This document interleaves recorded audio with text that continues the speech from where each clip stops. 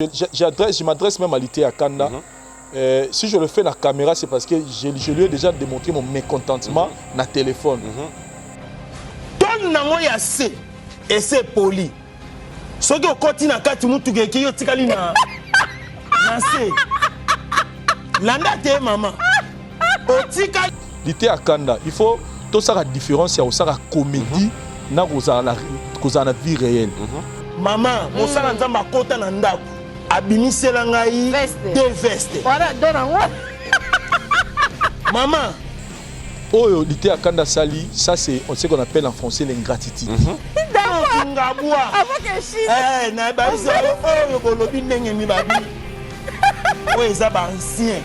Pièce na ngwe mona na passe. Oh yo na ma bende $60, $70. Toke ko tekela ba bendie.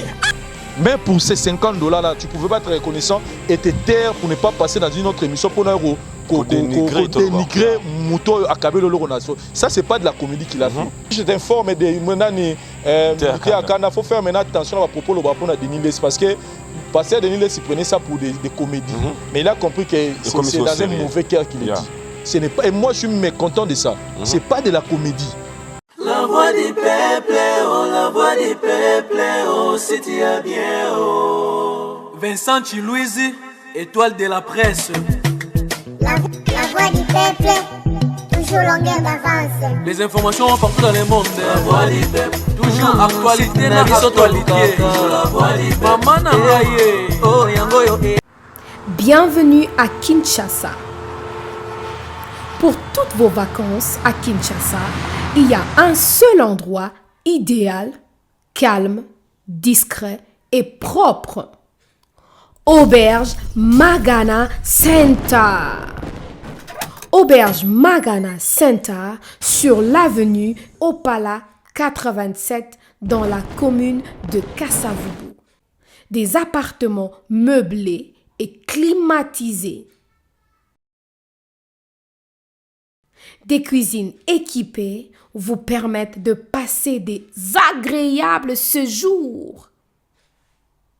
L'eau et l'électricité sont assurées. En réserve d'eau et de l'énergie solaire. Un parking de 3 places pour vos véhicules est à votre disposition. Auberge Magana Center. Auberge Magana Center, pour vous, passez des agréables moments, des agréables séjours à l'auberge Magana Center sur l'avenue Opala 87. Na commune ya Kassavubu, Yaboye Bazui Wapi. L'auberge Magana Center, ba séjour na kakaka. Bonjour, bonsoir, fidèles internautes, vous qui nous suivez de partout à travers le monde. C'est votre Aïdor Bokwala, le Brésilien de votre émission, je peux dire, hein, Aïdor Show, une émission qui est présentée par moi-même, Aïdor Bokwala, les Brésiliens. Tout ça, on a Kinshasa, DRC, our country, never to where we born, where I came from. Aïdor Bokwala, ces derniers temps, tout ça, on a Kinshasa, avec des raisons que vous connaissez. Il y avait des raisons, j'avais perdu mon grand frère. Merci beaucoup à vous tous. Vous présentez ma condoléance, vous avez vraiment des cœurs avec moi. Ça va vraiment droit au cœur. J'ai un grand réel plaisir aujourd'hui de vraiment comme je suis à Kinshasa de recevoir pour vous un homme. Parmi des bons soldats, il y a Internet. J'étais loin du pays, il y a RDC, mais c'est parmi eux des gens qui fait vraiment la fierté. Il y a Bisso un média en ligne, quoi. C'est vraiment un confrère à moi que j'aime bien. Comme sur Kinshasa, c'est lui aussi, la minute sur la actualité, aux moi et ça moi rage. Moi, des jours passés, il répond de Vincent Toulouse, pardon. C'est vraiment un frère à moi. Mais c'est comme ça, derrière la caméra, il s'appelle Parousse. Esayo. Ah, comment on a depuis qu'on a.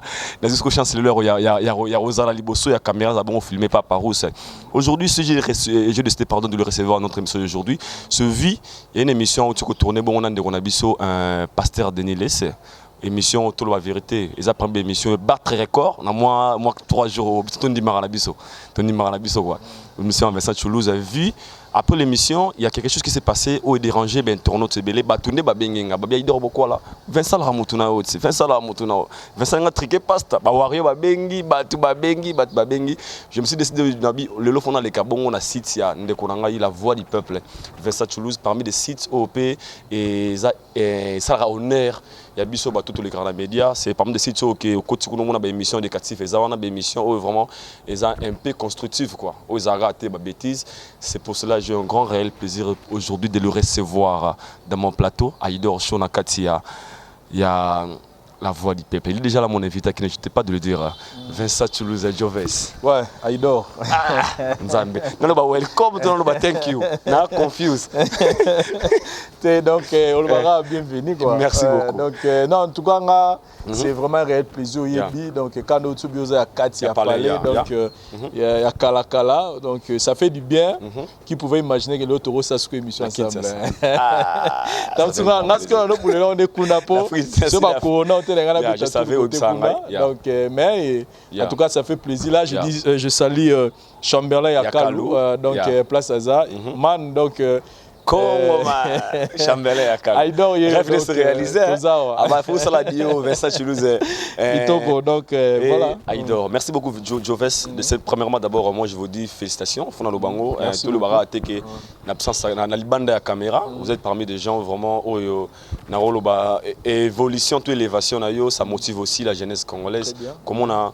Je me souviens dans une émission où les caca, je me trompe pas comment c'était les Kelengai, les Bossani, avis du public. Didi Masuki. On le moins important dans la vie. Et puis c'était le jour où des Sidaka, Ozoa, Bâton. Il y a des gens qui travaillent derrière toi, ce sont des jeunes. C'était d'abord la motivation. Et puis on doit lui dire que na nzela nanga parce que nous sommes nzambe nzela nanga kanara canal oyo et puis ça fait lelo génération na biso lelo courage parce que moi je me souviens même dans la bannière aventure en tout cas je l'ai toujours dit à qu'une seule personne a soutenu la vision c'est un ami Pacho Aza docteur donc Pacho Mokengo c'est la seule personne à soutenir mais tout le monde m'avait dit té kolongwate tout ça et parce que personne ne pouvait croire que Kosala Makambo na ninga bakine on va s'appeler comment vandi en tout cas et moi je l'ai toujours dit que c'était une motivation qui était venue de Dieu donc on aura na kati nanga pena que lo ngo zo pela que faut au sala borna donc et voilà ce que ça a donné on peut se dire qu'aujourd'hui on connaît la stabilité dans la vie pas que tousaba riche mais au moins vous êtes la stabilité nanzela ya ngamo na monia nanzela félicitations ma voilà merci mon frère voilà merci beaucoup c'est Vincent Toulouse tant on a fierté au Yambaye lelo de comprendre que c'est quelqu'un tant à Ozaki à l'époque c'était pas facile vous êtes un jeune très courageux très talentueux peut-être en même temps très intelligent aussi pour nos docteurs non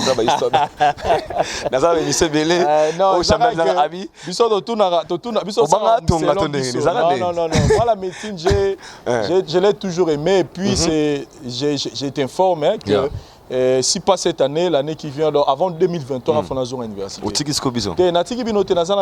C'est-à-dire, en tout cas, c'est un rêve. Donc, même si on a embrassé le domaine Moussoussou, dans ce cas-là, normalement, on est obligé de la deuxième doctorat. Nous avons obligé donc, je compte dans ça le roi à 3 ans. Donc, deuxième doctorat, troisième, et puis quatrième dans l'hôpital. Donc, il fallait, comme là, mais nous continuons. Nous sommes le continuer, mais pas sur le monde qui pour tant à éviter. Donc, les gens sont là tellement, fort en critique. Alors donc il fallait mettre des bases, vraiment des bases, des fondations solides. Que la voix du peuple ait fonctionné pour que Mamouise allait bien. Donc voilà un peu. Aujourd'hui, Vincent Toulouse est tout sur là. Vraiment, j'ai une occasion pour moi, il y a aux Européens, mais c'est peut-être que la CGM est important. On a un bel acquis. On a une évolution positive par rapport à début à ton badaka aventure, tu reviens pas être aventure, il y a cause la city la voix du peuple. L'évolution comment bilan na yo pardon. En tout cas, je dois être sincère. Donc bilan na hyper positif. akobala te. En tout cas, quand j'ai dit hyper positif, et puis toute ma reconnaissance, ils ont pas un Zambé. Amen. Parce que c'est lui qui est tout pour moi, c'est lui qui m'a façonné. Comme chante Moïse Mbi, Azoua Kinga na zéro, à Komisinga Awa. Donc, Dieu a fait beaucoup de choses dans ma vie et tout va bien. Aujourd'hui, on se réjouit. Et pas du pénal, on va du PTDC que Dieu nous donne. Donc, on est vraiment reconnaissant. Et en tout cas, dans la carrière, tout va bien. On a eu l'opportunité on va y arriver là pour l'effort on a eu peur c'est important. Imaginez la place où on a la quota, la place où on a Yambama, j'ai des contacts, j'ai des relations, je ne pouvais pas imaginer. Et puis, ça a plaisir. Mais pas nous boire à la émission. Nous avons boire une émission plus mes amis. Ils ont $100.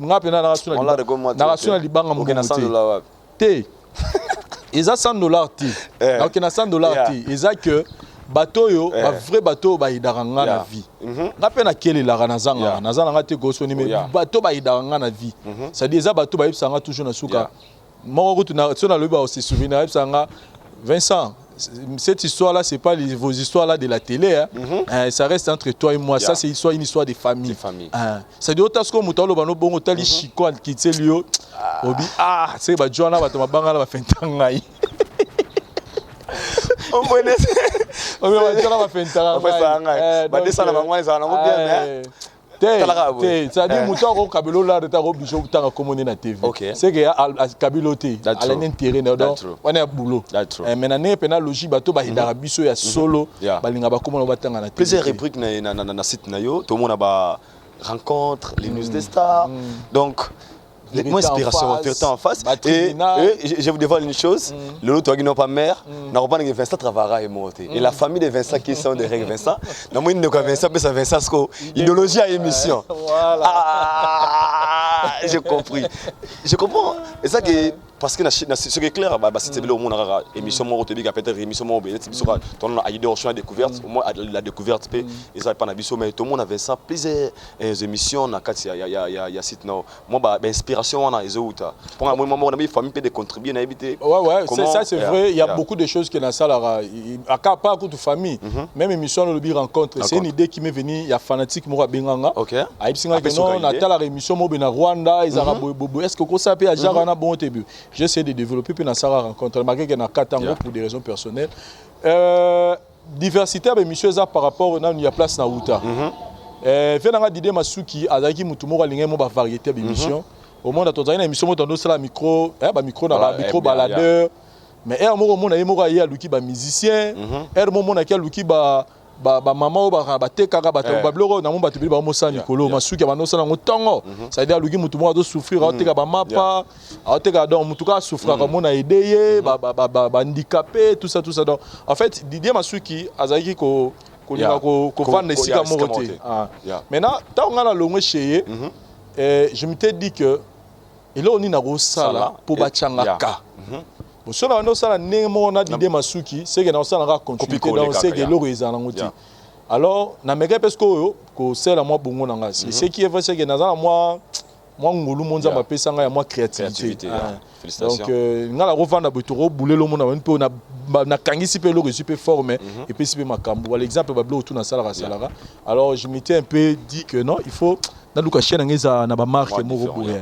et c'est parti comme ça au salut et puis à un moment donné et structure est vendue. Merci beaucoup comprenez c'est ça tu nous as dit que sur trop ainsi j'ai na vivre ya sujet na biso c'est très important mais ça que na yamba o ba benga ba idor beaucoup la rosa wana tout monde que n'a pas gina Vincent wana mutu na Vincent linga sumo émission trop parce que Vincent vraiment a comment ne paie moi a comment éviter ma rebelle moi comment ne paie moi nalo bara comment de bolinga ba Vincent comment moi trop politique ba t'es la politicien non selon les gens qui disent non moi na biso wana akomaneka moi boto linga minga komane mutu ba ngala politicien te ndeko maman lui va politicien ba bese moi tendance muke te ndeko maman lui va politicien ça clair mais ba Vincent ko comment est-ce que maman Olive Lembe oh mais yo no vandia Ce Mbabengora Siko ya Babino Aïdor Maman Liva a besoin au tig émission.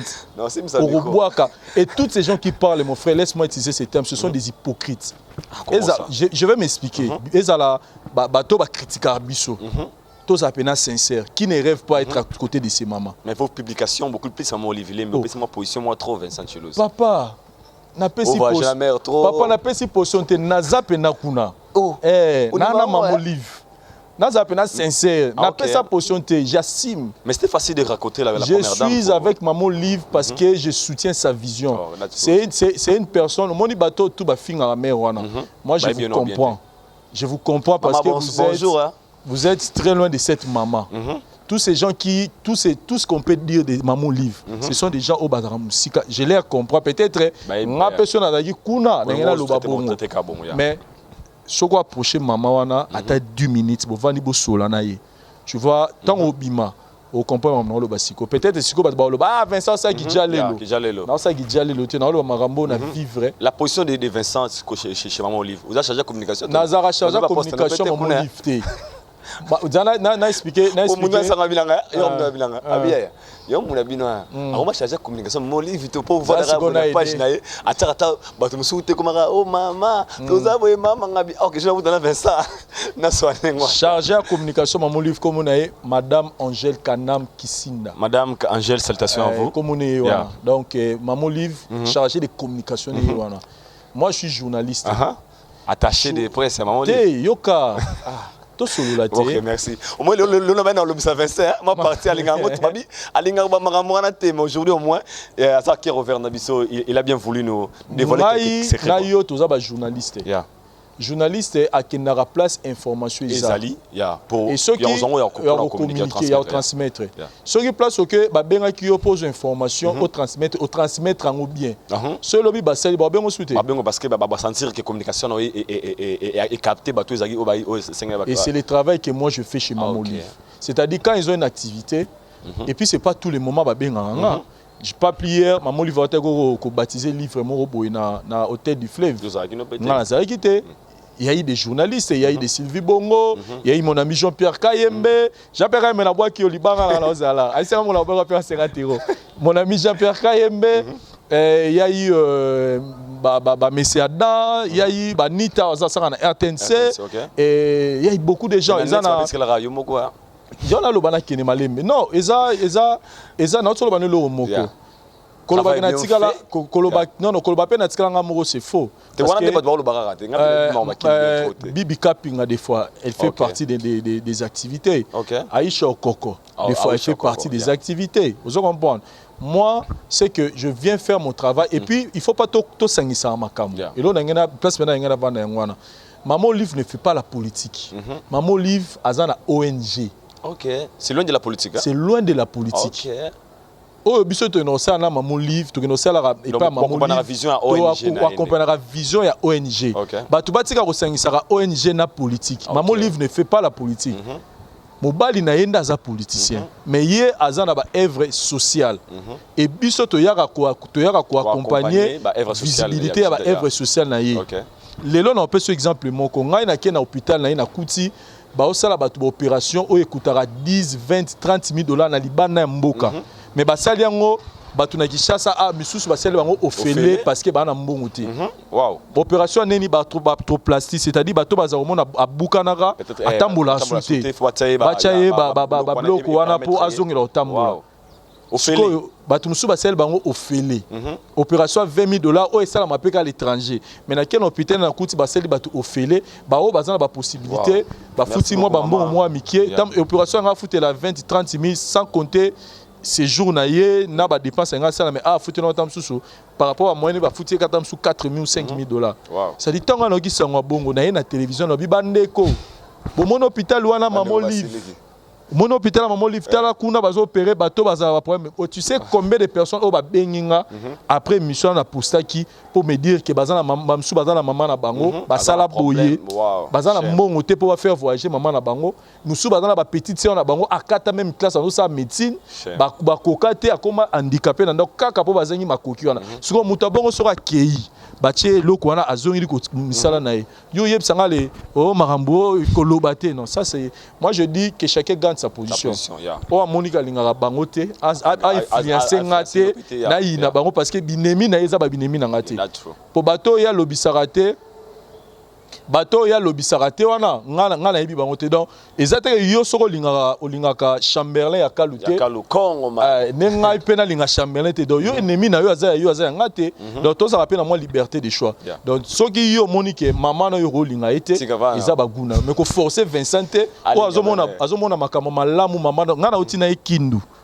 na kindu na kuti na uti na mère kindu na kuti na kindu yo ka voyager pour la mer na kuti na kindu kuna Mama Sala école moko moni na ko pesa exemple ne mona ba mboka na pena kati ba mboko pena ya mboka pena courant la raté donc genre mais mère abtonga maman école wow école wana école eza misal no soma beaucoup eza mécanique électricité menuiserie et puis menuiserie bazala na matériel mindele ba uta poto ba ya po ba no la xara ba na place wana na place wana na kamina comment mboka na kamina na ye na kindu wana na moni astonga maman internat moko ya munene o bana nyonso kotona batanga ba futa $10 année mobimba et puis école on est géré na ba église catholique moko na l'état parce que mutasali biloko bongo allez na lo baté yo linga maman na tenga na vanda non gardons nos positions mais nous et là mo balobara soko ko sabola muté ko décourager bato ba sabola muté donc tika o amonga sabola muté ga sal gardez vos positions politiques mais pour la mère en tout cas nous soutenons la vision de Mamoli. Au moins aujourd'hui merci beaucoup Toulouse c'est vraiment important nga soalon parce que ce qui est clair on nous dit humains bato mingi ba betama ba kuma mingi vraiment na bono Aido Vincent mutunayo et comprenez que chacun a sa vision. Na so azuka appel na mona mère na sida kuna jeune fille mo ba bima boye à mon mère Fora maman ça c'est ma maman c'est ma maman mais tam sous na commentaire à cette tika moi style arrêtons d'être photos à vrai mère sur la mona yo na 100 tonnes mère wana mutu tout arrivera sur la mona mère na 100 tonnes fait ça ngora sango comprenez c'était la version Toulouse Joves merci beaucoup Nabé toujours merci beaucoup à Parous aussi derrière la caméra Babi est vraiment n'aurait depuis Libanda Parous j'ai l'honneur aujourd'hui à mon vraiment Joves tozon asuna CG na biso Ozo sala tellement riche pour l'instant Pasteur Denis Lessi au auto sala émission tellement belle cette année 2021 à l'équipe émission tellement belle mais une émission à souka auto sala ozana impact ya osarante photo sur lango c'est l'émission à laquelle au sali surprise il y a une on a solité à Kanda que je salue là où il est pardon mais d'abord avant de continuer à mamoser OP qui c'est na ya monano expliquez-nous un peu par rapport à l'émission. Vraiment, surprise, vous avez préparé parce que nous sommes avec Vincent Mokonza, scénario. Vous avez passé des années au courant qu'il était à Kanda Royana ou bien Pasteur il était vraiment surpris. Il y a vraiment la surprise au salaire qu'il y a il était à Kanda en pleine émission. Bon, premièrement, la ligne d'abord, on a fait sa précision, Moko. C'est que ce qui a commis à niveau, il y a une émission Oyo. C'est parce que omoni relation et les clients sont avis le lobby so tobeta masolo le lo ils a pas tous dans la relation ko roza na problème le lobby qui doit resunga ndona na fi photo ba rebattre la relation est très important omoni prophète Denis Lessi peu importe ce que les gens peuvent dire c'est un serviteur de Dieu o nzamba benga o batu belé le lo bazwa ba délivrance na nzela ya sambo na donc il a sa façon il y a aussi la communication na ye o est allié nanzambe na ye o ngai Vincent naza mieux placé ta juger parce que naza na berrer tale belo non na kugina ko c'est parfait donc je suis pas là pour regarder les défauts des autres pour ngamona nous na do gano nini na ko se perfectionner na berrer naza na mon avis mais c'est que moi je sais c'est un serviteur de Dieu o batu belé babika na nzela lo sambo na ye et ce n'est pas aussi n'importe qui nous accepter chez lui tout ça l'année mission et parce que Vincent est appuyé à considérer Vincent Moussa as journaliste. Alors moi je peux pas permettre que place mo bayambaranga bien pour na koluka osala ndeko moko bolamu et que place on a bayambanga mabe. Ba monanga mabe. Vous comprenez na likambo na yebi mutu na makoloté. Alors que moi, je l'ai fait pour la bolamu ya mutu. C'est plus souvent pasteur il n'était En pas au fait, courant. je dois être sincère. Tout ça, les missions l'été à Kanda, c'était le même jour de tourner mission à l'Obélé Mamba Coquette, tout ça. C'était le même jour. Toi aussi, c'est une mission, c'est que non, pas pour faire des milliers. Après, il dit, ah, mais ce qui est tu n'aurais pas au Kende. Il dit, ah, écoute, ça boule bien. Au Kende. Et puis par rapport à ma mariage, nous avons supposé préparer. Mon idée, c'est sur l'Obéliango. Et ça, la visibilité. Pour hier, pour ça, nous avons dit que tant nous avons fait l'émission, nous avons dit que ma mariage, le prophète Denis, c'est un l'Obéliango. Et puis ça peut battre moyen pour bâtir un souka. Parce que tu as dit que le mariage est une facilité. Puis on se trouve là, tu as dit que procédure en Ezaradon. Si on en tout cas, ça a toujours besoin de battre. Et nous tous, nous connaissons l'histoire de l'été à Kanda. C'est quelqu'un qui se bat dans la vie pour se maintenir. Alors, si on a des gens qui ont malamu, ceux qui attendent à repérer sur un million de mais si on a un moyen de faire de façon que nous avons à Kenya, dans les camarades, dans le salon. Dès que nous avons une idée bien. Ce qui est et ça qui est beau, ça qui rencontre comme ça, message non mariage et les cas bien. Et tant au bandi au Kenya, en tout cas, le scénario, le scénario qui est ngaïne na sali pour faire Denis les surprise. Aussi que libanda. Ça qui moment on a na mutu moko, azaki wana parmi pour entendre la ngamuta na l'équipe nanga. Donc na bano na sali mutu nanga na senga biso na sali au signe que ne scénario de lutter à Kanda à Kota pour tout surtout qui ça pour faire Denis les pour appeler le mot à la réelle. Donc tout ça va telle émission mona et mo kutu kutu na ratia caméra na kimenga. Donc na sala mutu na moto zangina na sala signe ngabi que nous signalé l'été à Kanda. Dès l'été à Kanda ça qui entraîne Ewana. Ce qui s'est passé dans l'ensemble, moi ce que je vais dire, je m'adresse même à l'été à Kanda. Si je le fais dans la caméra, c'est parce que je lui ai déjà démontré mon mécontentement dans le téléphone. Pour lui dire que je n'ai pas du tout aimé ce que tu as fait. Avant d'arriver, pardon, j'aimerais d'abord, tout comme un point où est exposé Vincent Lobaboué, et garder d'abord cette vidéo à laquelle après, juste un pasteur Denis Lessi, prophète Denis, pardon. 24 heures après. 24 heures après, après ça, il était à Kanda des vestes, et puis dans la voiture, regardez la réaction, et puis une émission à laquelle il était à Kanda à Sali, et on se retrouve tous après pour continuer avec notre invité Vincent Choulouz. C'est parti. Nango ya se et c'est poli. Ce qui okoti na kati mutu ke yo tikali na se. Mais mutu ke se comme li. On a zolo banazo chama ina munoko te. Mutu fala pesa nga mutu ke za Roger Baka. Yesu. Mama, mosala nzamba kota na ndako. Eloko bakabeli yo ba discuta ka te. Si. Abimisela ngai deux vestes. Voilà, dona ngo. Maman, ngabua. Na babiso oyo bolobi ndenge mibabi. Oyo eza ba ancien. Pièce nango emona na pasi. Oyo na mabende $60, $70. Toke kotekela ba bendie. Na ngabua. Ya Denis. Bon lokwa pena ne bimi nango pena lopango na yote. Oko kotekela nga yango otindeli nga mbongo ata na tiki. Papa Roger Baka bensinga na kitambo. Ya bensinga na ma campagne, c'est-à-dire bato ali koloko toyo, bazwinga ka jouer na bango basakana na ngai. C'est-à-dire ba ne o papa betaki na boloko. Yango nde ba ne ya mutuka wane vanda. Ba lembango. Mécanicien kout na obenge na téléphone, papa boye langa mutuka zo ya mangali suscité. Merci beaucoup Joves.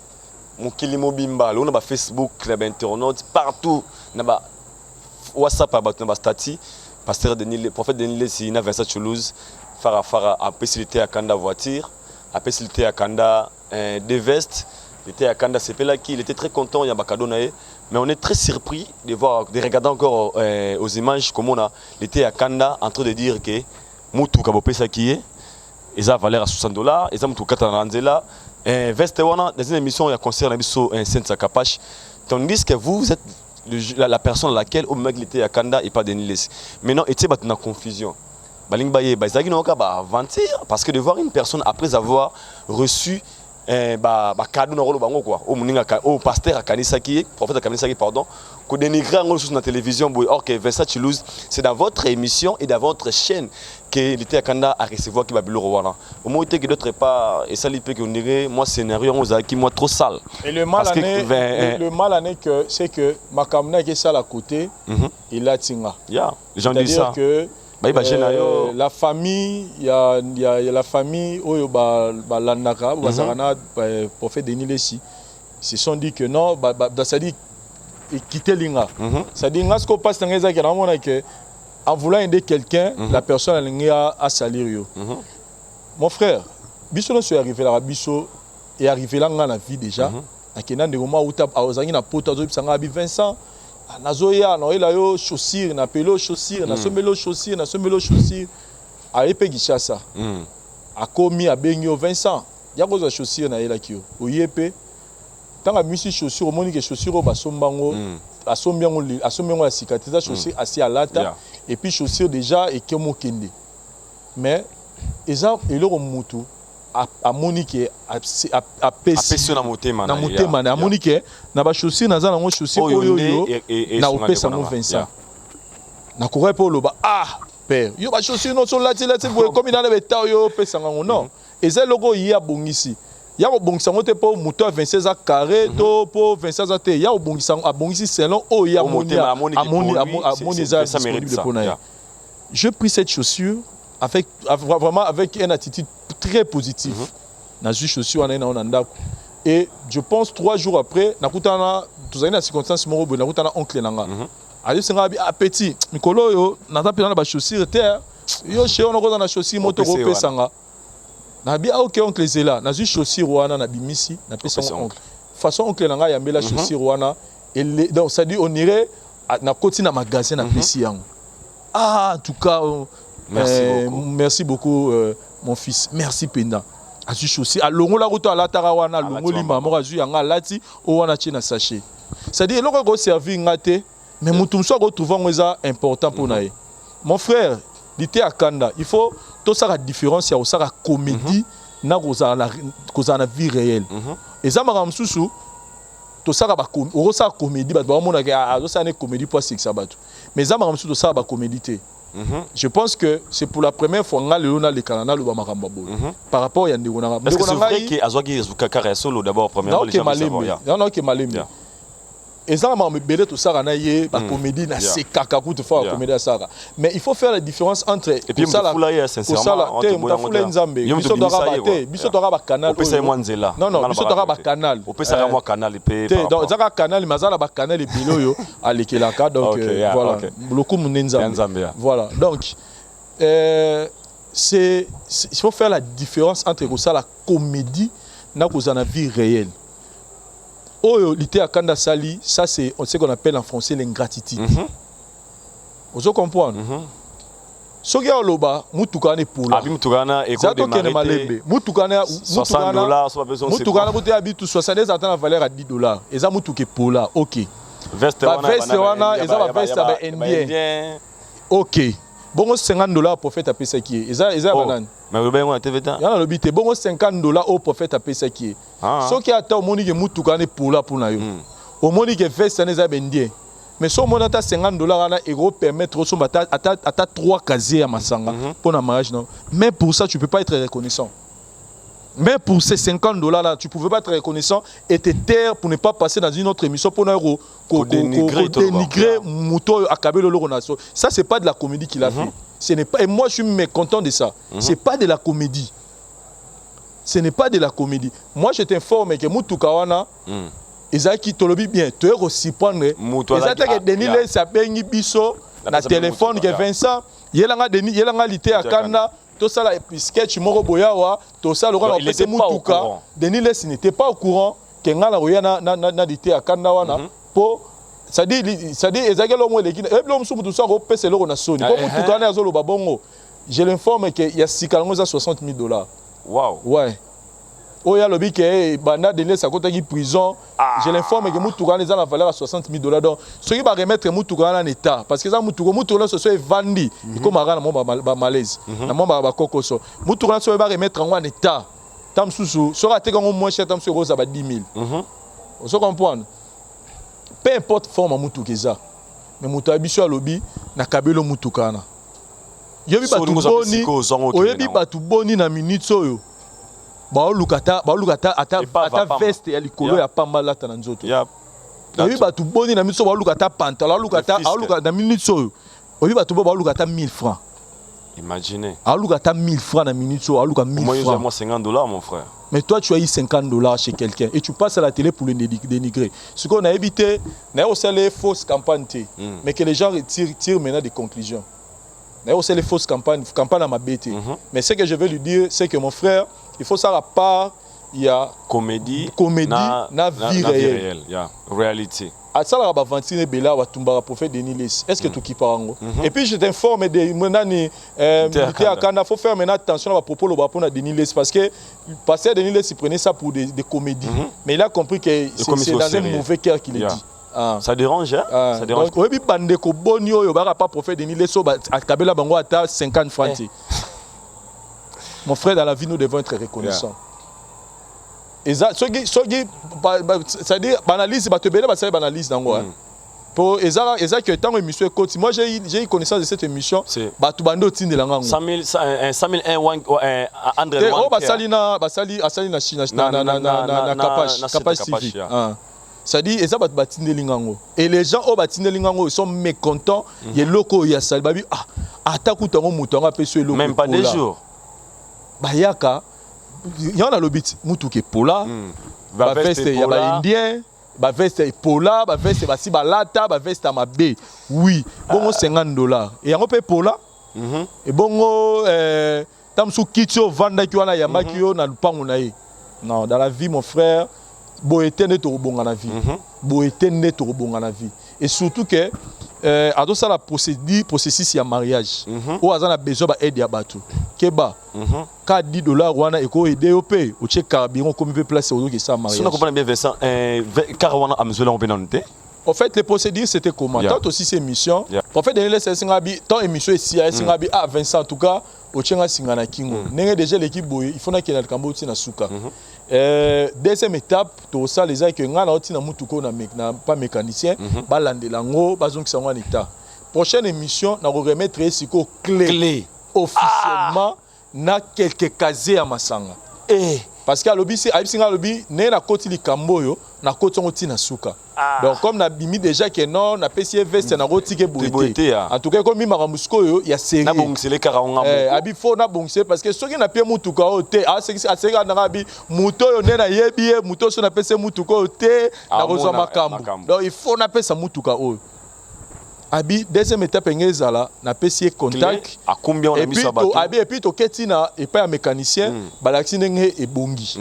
Troisième étape siko ngezala lenge ke ni sala peinture tant que la peinture est sili mutuka siko ekomi en état aller batu ba moni et puis to kena mama mariage ça il m'a dit ça en air ya caméra ai singa be ochenga singa na kingo mais nazana choite il faut na sala yango. Mais qu'est-ce qui a poussé l'état kana comme un niveau ya ça l'émission très rapidement en fait aussi par rapport après émission vous avez attendre ça bien aillé ou bien peut-être il avait senti un peu mécontentement aussi na part na yo. Je ne sais pas soki ya sala kango peut-être na moi hypocrisie peut-être na éviter mais ngana ye tant aussi ces émissions jour utambuté ko toujours en embouteillage ezaka makasi na koma kutu na côté entrée ya maka ya nini ya pas Kofi Zarani entrée Montfleury embouteillage normalement la rock qui soutient bandi kuto benga na prophète Denis l'esprit na que embouteillage na roya na ngati na baluka na zonga après nga mona bi te nga so na sali kambu et na mona ka ba kal c'est likama be ngwana na tika soutient na bi rien na komia na zonga te na baloli jeep na nga na chango juste na quelque part na station mo ezara na bito so ba moto volonté hein pour na osunga ndeko moko boyega moto nga na mati na moto moko na ye cameraman ba mati na moto mususu to keti kuna ozo comprendre to komi donc zona nous volonté oyo mutuka na yo na tiki yango place mo boye ba roya pe ba yibinga pe makambo eloko moko boye ozo comprendre c'est-à-dire pour nga je pense que peut-être l'été à Canal s'est dit que le fait que ba Monique prophète après singa dans mutuka après singa da bilamba c'est que batu après singa da bilamba c'est que batu ba kabelanga su mbongote pour na libala na ngai selon ngane na ça dit so tali pe façon à réagir émission na au comprend parce que là to komi kuna to sale émission sili mbongo ba pe ko to ya na moto si pour moi moni ngane na moto belinga pena Vincent pardon bo telema to telema to kenga to telema moto na pena kiti na mutuka na tigi mwasi na ye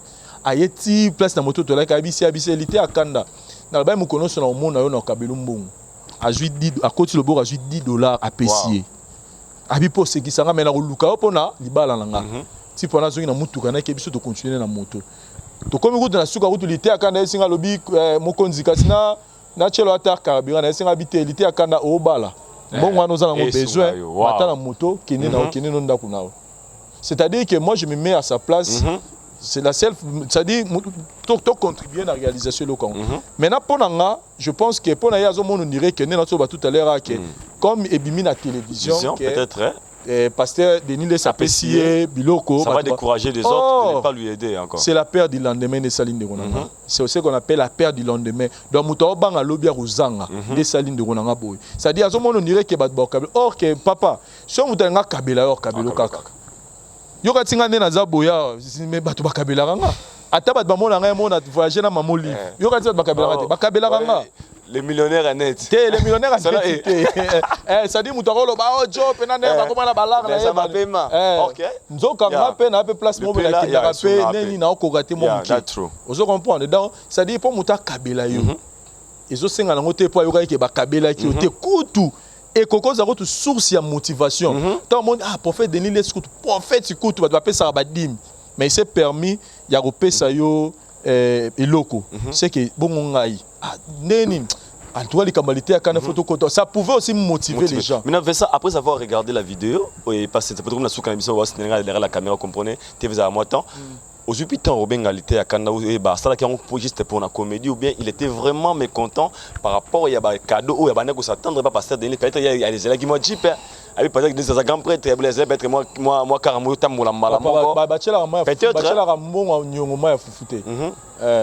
et puis dans la vie de notre il faut être reconnaissant dans le dans les petites choses pour en avoir grand. Donc je comprends quand même. Je là hier la nuit quand j'ai vu l'émission la comédie que j'ai même les textos ici dans relaxation je suis très mécontent na makambo sali. Pourquoi obundi cette émission na cette émission les agi plus dédié na yo parce que ozo bala tant que sali actualité ma mariage na yo eza makambo yo eza na bénéfice na yo. Pourquoi au sala boy? Il m'avait pas répondu. Et na tongo lelo tant na juste ba pression ba tout libana na habité de fait pas répondre azo répondre nga teza pas zo ignorer nga je l'ai appelé vraiment na téléphone na tout ni azo sanga o na epsaki Cynthia Kapache à côté émission na te mais na kamoneni na koti siango na obenge kutu na téléphone Cynthia Kapache o ya manga na téléphone te na poser ka question mon esenga bi Cynthia Kapache mtablongola ki pa na bino aye noti na plateau na ye azu munoro na ya fongoli na maboko abani ko boujango na mouvement pour loba makambo ebimi na munoro na pourquoi tu veux te faire te faire passer pour un lâche il faut pas être lâche parce que si tu as capacité on t'a forcé qui yo kolongana nous pas na bino tio ya wana bolobeli makambo belé l'émission est-ce que c'est important bolobeli makambo bolobeli l'émission pourquoi seulement mais pourquoi tu veux te faire se faire un ingrat na télévision ba mon rosa ingrat pourquoi tu pour gagner nini en tout cas j'étais sincère je dis mon frère tu m'as déçu asenga ba pardon wana non limbisa menga bi mais limbisa mena nitso mundeko kuna za blessé ça le kuna za blessé ça ce n'est pas la comédie lité akanda ça ce n'est pas la comédie que tu as fait on doit faire la différence entre la comédie na parce que oh ça la makane zaki scénario te zaki ba aventure te parce que bato mon droit veste on a pesa qui est ba veste on a pesa qui est ezateke na suka scénario ezalake na suka bon pesa ba veste pesa $50 na pesa qui mutu na ngetikali mobimi na ba veste na $50 ba ebisio ke mutuka na yo mo monétaire aki nango basalelo yango o récupérer ngo ça arrive est-ce que aza mutali boso ba pesi mutuka et vanda et que esenga efeko ta mécanique ba bungisa pa tambula batu bonio ba tambula na nzela o ba pesa ba soma mituka kutu na terre pan ma bungisa on va tambula na bungisa sango donc moi je pense que pona bandeko ba benga kinga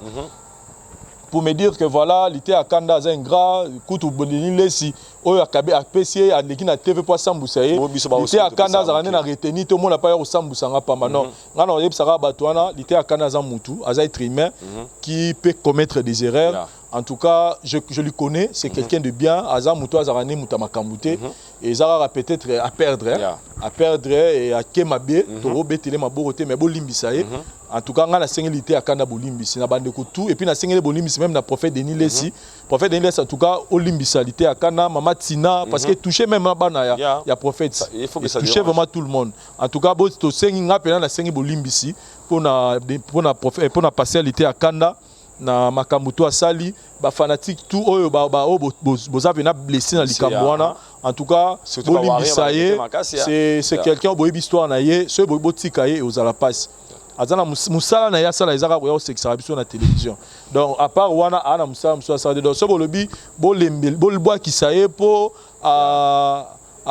abimi ingrat et pas ya prophète Denis Lessi botala siko mutangani o ça s'engager na makamwa donc musala na ye eza na salaire te salaire na ezaka disungi na bino donc bolimbisaye en tout cas ngana sengeli pardon na batu nyonso pour ingratitude doit manifester c'était pas de là il y a peut-être un autre quand on est comédie alors que on est comédie ezaki un prophète après sur loko après yo bimi na ignorer yango boy ko demanda émission zagana et lelo après 24 heures c'est ce que moi je me suis posé na tout ngabi au salango pour nini 24 heures phase attendez moi to salango lelo lobi OK malamo ke sala émission pour donc ngabi on dirait tu bano na mutemo na calcul wana ke na kokenda après na kotumba boy en tout cas mais azamutu Bolimbisaye même ngai moko na loba boy je l'aime beaucoup en tout cas na limbisiye parce que même ngape abundisa émission na ngapo émission les gars na chaîne ngai kokeno et que de bien ba vie kitoko ko ça la 100 000 vies dans l'espace à moins de 2 jours la relation na ngape na prophète Denis Lessi et ko pe robeba parce que on mona que Vincent yelinga mutu moko boyo samusanga na télévision pour dénigrer nga en tout cas mais balimbisaye Azamutu, en tout cas pour Naoui Leki, c'est la famille. Merci beaucoup, nous sommes arrivés à la fin, c'était un grand réel plaisir. On a vu que Vincent Loba sous-trotté, Babi Haïder, Aloba Makala. Au moins aujourd'hui, il nous a accordé. Moi, chance, à propos de Maramo Italié, au tendance politique, on a parlé à propos des motivations à Banda. On a aussi, pourquoi pas parler à propos, parce que la minute, on a Facebook partout, on a WhatsApp, on a vu une émission, il était à Kanda, où on a cadeau, on n'avait pas prophète Denis Lessi. Malgré les Vincent Lobi, papa Malamo, papa Denis Lessi, avec tout le respect que Bisso Bao Topé Sarayo, comprenez que c'est un comédien, malgré tout, il reste un comédien. Donc, c'est le cas de moi assez, étant que moi, je vais surtout m'arriver à la fin, moi quelques salutations pour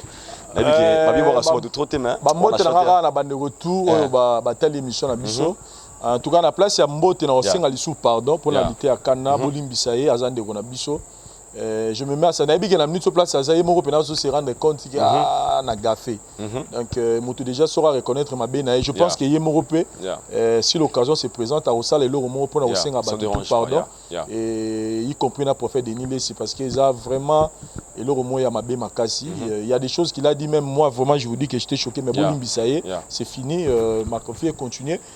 Merci na yo pour Nathan na yo. Merci beaucoup. Surtout que Migolo za nga perdon na ninga na Migolo faut ça na la peuple.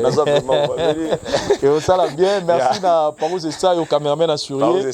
David Biwantesa pour na côté technique na biso. Et puis merci Nayo, c'est la famille. Chamberlain Yakalou. Je pense que prochainement, tu reçois un bêta Masolo à Chamberlain, un artiste musicien très talentueux. Il a évolué à niveau ici. Donc, tu bêta Chamberlain Yakalou na YouTube. Et puis il y a un gars, on profite pas l'occasion, Jackpot, BT, c'est un Congolais aussi. Alors tout ça, Chamo Bikolona, de Konabiso, Evike, Mora Star après la Congo, il y a félicité donc, Balouke Peka, donc ça fierté Nabiso Chamberlain Yakalou. Pour l'instant, voilà. Chamberlain à Kalou, on a bien King et puis Jackpot BT donc voilà ça fait un bon quoi. Merci, nous sommes arrivés à la fin, c'est un grand réel plaisir de lui avoir dans cette émission encore avec ça Toulouse. Un gars mais c'est comme ça Miami Linga, là où repose la confiance quoi, Miami Linga et pourquoi pas aussi tout balingador beaucoup les Brésiliens, vous êtes tellement nombreux, Fuego Film my brother, I love you so much, J Prod, Chris bienvenue au Congo, tout balinganga, je vous aime aussi. Laisse-moi vous retrouver tous au prochain numéro. Désormais Mikolo vraiment le Razan Kinshasa. Bon, mon amour, permet Joves, n'a bien gagné ça, Toulouse, l'homme intelligent. Mouto, c'est our brother. We love him so much. Bye bye, la suite au prochain numéro. Bye.